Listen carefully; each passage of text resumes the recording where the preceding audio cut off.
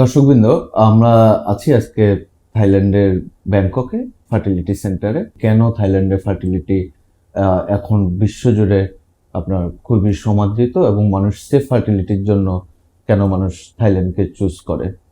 আমরা আজকে এখানকার খুবই স্বনামধন্য ডাক্তার, ফার্টিলিটি বিশেষজ্ঞ ডক্টর পকপং তার সঙ্গে কথা বলবো এবং ফার্টিলিটি নিয়ে আপনাদের যদি কোনো যে প্রশ্নগুলো সাধারণত এসে থাকে সেগুলো সম্পর্কে আমরা আপনাদেরকে জানানোর চেষ্টা করব এবং কিভাবে পুরো প্রক্রিয়াটা ঘটে সেই বিষয়গুলো আমরা আপনাদেরকে জানাবো। Welcome doctor to our program. So what is the process of fertility you maintaining, and what is the technology you are using now current days? Right now, we have many level of the treatment for the patient. It depends on their condition. রোগীদের জন্য আসলে আমাদের কয়েক স্তরের চিকিৎসা পদ্ধতি রয়েছে। এটা নির্ভর করে রোগীর শারীরিক অবস্থার উপর। বর্তমানে আমরা গুরুত্ব দিচ্ছি আইভিএফ এবং ক্রোমোজোম টেস্টিংয়ে। এর ফলে ভালো মানের অ্যাব্রায়ো বাছাই করা যায়। আপনারা জানেন, সবাই নর্মাল ক্রোমোজোম থেকেই বাচ্চা আশা করে। এখনকার মানুষ দেরিতে বিয়ে করছে, এ কারণে গর্ভধারণেও কিছু সমস্যা দেখা দেয়। আবার গর্ভধারণ করলেও শিশু এবং মায়ের স্বাস্থ্য গুরুত্বপূর্ণ। এখন আমরা স্টেট অফ আর্ট ধরনের প্রযুক্তি ব্যবহার করছি, যেটা এনজিএ এবং এমন কিছু ট্রিটমেন্টের কম্বিনেশন যেসব রোগীর অ্যাবনর্মাল জিনের সমস্যা থাকে আমরা পিটিটিএম প্রোভাইড করি, যেখানে তাদের অ্যাব্রায়ো থেকে নর্মাল জিন চিহ্নিত করা যায় এবং সেটা আবার ওম্বে ট্রান্সফার করে দেওয়া হয়। এই সব কিছুই করা হয় শুধুমাত্র গর্ভধারণই নয়, বরং সুস্থ শিশুর জন্য। In the overall, just like try to expand the chance of having kids, and also not only to get pregnant but also get pregnant with a healthy baby. What is the difference between IVF and ICSI? Normally when we're talking about the IVF, আমরা যখন IBF এর কথা বলি তখন প্রথাগত IBF এর ধারণাই আসে। পরবর্তীতে আসে ইক্সি বা আইসিএসআই। আইবিএফ এ কিছু সংখ্যক স্পার্ম ডিম্বে প্রবেশ করানো হয় এবং তাদের নিজেদের মতো করে উর্বর হতে দেওয়া হয়। এটাই ছিল আগের পদ্ধতি। বর্তমানে প্রায় পুরো আইবিএফ পদ্ধতি ইক্সিতে রূপান্তরিত হয়েছে। ইক্সিতে আমরা ভালো স্পার্ম বাছাই করি এবং সরাসরি এগে ইনজেক্ট করতে পারি। আগে যেটা হতো, এগে স্পার্ম পুশ করার পর দেখা যেত স্পার্মের কোয়ালিটি ভালো না, এটা নিজে নিজে উর্বর হতে পারে না। আমরা এগে স্পার্ম প্রবেশ করাতাম এবং পরে বুঝতে পারতাম এই এগ আসলে উর্বর হবে না। তখন সেই এগ দিয়ে আসলে কিছুই করা যেত না, আমরা সেই সুযোগটা হারাতাম। ফলে এই চিকিৎসা পদ্ধতিকে আমরা ইক্সিতে রূপান্তর করি। বর্তমান সময়ে আমরা দেখতে পাই যে সাধারণ মানের তুলনায় পুরুষসঙ্গীর নর্মাল স্পার্মের হার কমে আসছে।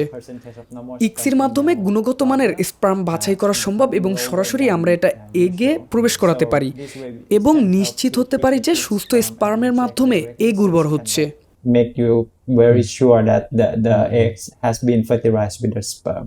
So it's also like the related of the possibility of the success also high in ICSI. I have to say that if we're talking about whenever we have a good quality, আমরা যদি গুণগত মানের এব্রায়ো পাই, তখন আসলে সেটি IBF এবং ICSI থেকে এসেছে কিনা সেটির মধ্যে কোনো পার্থক্য থাকে না, কারণ তখন এমব্রায়ো ইমপ্লেন্টেশনের জন্য তৈরি হয়ে থাকে। তবে আইবিএফ এর মধ্যে কিছু সীমাবদ্ধতা থাকে। যখন আমরা এগে অনেকগুলো স্পার্ম প্রবেশ করাই, তখন কন্টামিনেশনের সম্ভাবনা থাকে অন্য স্পার্মের সঙ্গে। এই ক্ষেত্রে ক্রোমোজোম টেস্টিং বা পিপিটিএম যাই করুক না কেন, আমরা ইক্সির পরামর্শ দেই। এতে আমরা নিশ্চিত হতে পারি শুধুমাত্র একটি গুণগত স্পার্ম এগের সঙ্গে উর্বর হতে পারছে এবং এতে কন্টামিনেশন হওয়ার ঝুঁকিও কম থাকে। ফলে ইক্সিতে সাফল্য পাওয়ার সম্ভাবনা তৈরি হয়। এছাড়া আমরা তুলনামূলক ভালো মানের এব্রায়ো নিতে পারি। যেহেতু কন্টামিনেশনের সম্ভাবনা কমে, তাই ফল তুলনামূলক ভালো হয়। তবে আমরা যদি শুধু ভালো কোয়ালিটির এমব্রায়োর কথা বলি কিন্তু পিটিটি এর কথা উল্লেখ না করি, তাহলে ফলাফল খুব বেশি পার্থক্য হবে না। quality embryo and don't mention about the PTT, is maybe not make that much difference. Can you say us also like there is many fertility treatment in the world now, but why people will select Thailand and especially to Genia? I think Thailand is the best destination for some কিছু চিকিৎসার ক্ষেত্রে Thailand এখন পুরো দুনিয়ায় সেরা স্থানে। সর্বোচ্চ স্ট্যান্ডার্ডের এবং বিশ্বমানের সেবা পাওয়া যায় এখানে। এছাড়াও থাইল্যান্ড ভ্রমণের জন্য ভালো গন্তব্য। তাই আপনি যখন এখানে চিকিৎসা করাতে আসবেন তখন শুধুমাত্র শারীরিক চিকিৎসা নয়, আপনার মনের সুস্থতাও আসবে। আপনারা এখানে চিকিৎসার পাশাপাশি ভ্রমণ করতে পারবেন। আমাদের জিনিয়ার স্ট্যান্ডার্ডের কথা বললে, আমরা জিনিয়ায় থাইল্যান্ড বন্ধ্যাত্ব চিকিৎসার প্রতিষ্ঠান হিসেবে জিনিয়ায় অস্ট্রেলিয়া টেকনোলজি আয়ত্ত করেছি। 30 বছরের বেশি সময় ধরে বন্ধ্যাত্ব চিকিৎসা করছে জিনিয়া। এছাড়াও আমরা নিজস্ব এমব্রায়ো কালচার মেশিন উদ্ভাবন করেছি এবং মিডিয়া টু কালচার এমব্রায়ো উদ্ভাবন করেছি। আমাদের গবেষণা রয়েছে এই মেশিন প্রচলিত এমব্রায়ো কালচারের মেশিনের চেয়ে বেশি কার্যকর। এছাড়াও আমাদের জিনিয়া অস্ট্রেলিয়ার ব্যাকআপ টিম রয়েছে, ক্রোমোজোম টেস্ট এবং জেনেটিক টিম রয়েছে কনসালটেশন দেওয়ার জন্য। যেই রোগী অ্যাবনর্মাল জিন দ্বারা ক্ষতিগ্রস্ত বা পিপিটিএম প্রয়োজন তাদের ক্ষেত্রে হাই স্ট্যান্ডার্ড পরামর্শ প্রদান করে জিনিয়া অস্ট্রেলিয়া। যেই রোগী অ্যাবনর্মাল জিন দ্বারা ক্ষতিগ্রস্ত বা পিপিটিএম প্রয়োজন তাদের ক্ষেত্রে হাই স্ট্যান্ডার্ড পদ্ধতি প্রদান করে জিনিয়া অস্ট্রেলিয়া। বড় একটা বিষয় হচ্ছে আমাদের কাছে অস্ট্রেলিয়া এবং থাইল্যান্ডের বড় ডাটা রয়েছে।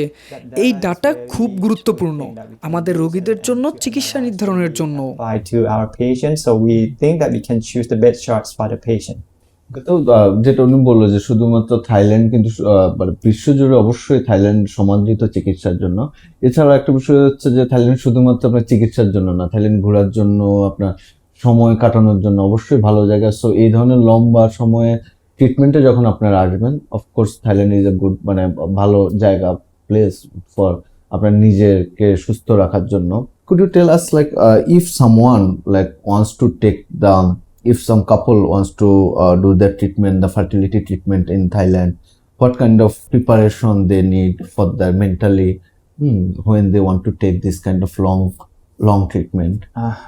I think the most important is like when they would like to make the. আমার মনে হয় সবচেয়ে গুরুত্বপূর্ণ বিষয় হচ্ছে রোগীরা যখন এই দীর্ঘ চিকিৎসার জার্নিটা শুরু করবে, তাদের নিজেদের ফ্যাক্টর সম্পর্কে জানতে হবে, তাদের সীমাবদ্ধতা সম্পর্কে ধারণা থাকতে হবে, সঠিক মাত্রায় আশাবাদী হতে হবে। এটা খুবই গুরুত্বপূর্ণ, কারণ আমরা জানি যেসব রোগীরা বন্ধ্যাত্ব চিকিৎসা শুরু করেন তাদের বিভিন্ন মাত্রায় নানা ধরনের সমস্যা রয়েছে। তাই প্রাথমিকভাবে আমি রোগীদের বলি আমাদের তত্ত্বাবধানে কিছু পরীক্ষা করিয়ে নেওয়ার জন্য।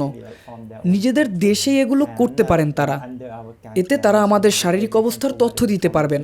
ফলে এখানে আসার আগে চিকিৎসার সাফল্যের হার বাড়াতে কিছু পদক্ষেপ নেওয়ার পরামর্শ দিতে পারি।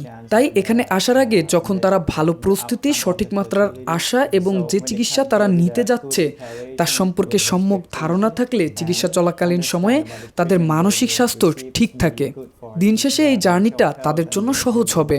Pass this journey easily, and I don't think that would be much difficult for them. তো উনি খুবই ভালো একটা কথা বলেছে আমার মনে হয়, যে এটা আপনারা এইখানে আসার আগে, মানে থাইল্যান্ডে আসার আগে আপনারা যদি বাংলাদেশে কিছু টেস্ট করে রাখেন, যেটা আপনার জেনারেল টেস্টগুলো আপনি মানে ফার্টিলিটির ক্ষেত্রে, তাহলে আপনারা ওই ডকুমেন্টসগুলো যদি ওনাদেরকে পাঠান, তাহলে সেক্ষেত্রে ওনারা এটা দেখে আপনাদেরকে বলতে পারবে যে আপনার বর্তমানে অবস্থা কি, এবং আপনাদেরকে একটা সম্যক ধারণা দিতে পারবে। সো মানে ওই আইডিয়ার উপরে ডিপেন্ড করে আপনাদের প্রিপারেশন নিতে সুবিধা হবে, যে আপনার কতদিন থাকতে হবে, কি ইয়েতে থাকতে হবে। Can you tell us, like, what is the process for how many times patient need to come here, and then a few words? For the IVF or ICSI itself, it have two separate major steps. The first one is to IBF এবং ইক্সির ক্ষেত্রে দুটি গুরুত্বপূর্ণ ধাপ রয়েছে। প্রথম ধাপ অ্যাব্রায়ো তৈরি করা এবং দ্বিতীয় ধাপ অ্যাব্রায়ো ট্রান্সফার করা। রেজাল্ট আসার পর গুণগত অ্যাব্রায়ো ট্রান্সফার করা। প্রথম ধাপ মাসিক চক্রের দ্বিতীয় দিনে আমরা শুরু করতে পারি।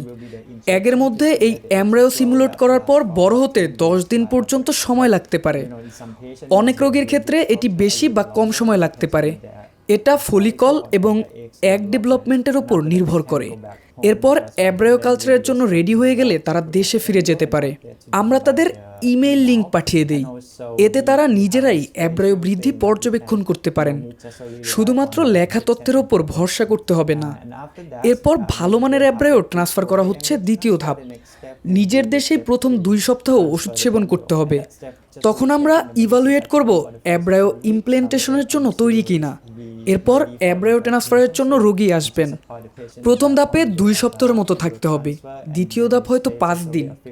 এটা নির্ভর করবে তারা কী ধরনের প্রস্তুতি নিয়েছেন এবং প্রস্তুতির ফলাফল কেমন তার উপর। For the first one may take around 2 weeks, but for the second one maybe less than 1 week. Depends on how they preparation and also like how the result of the preparation come back.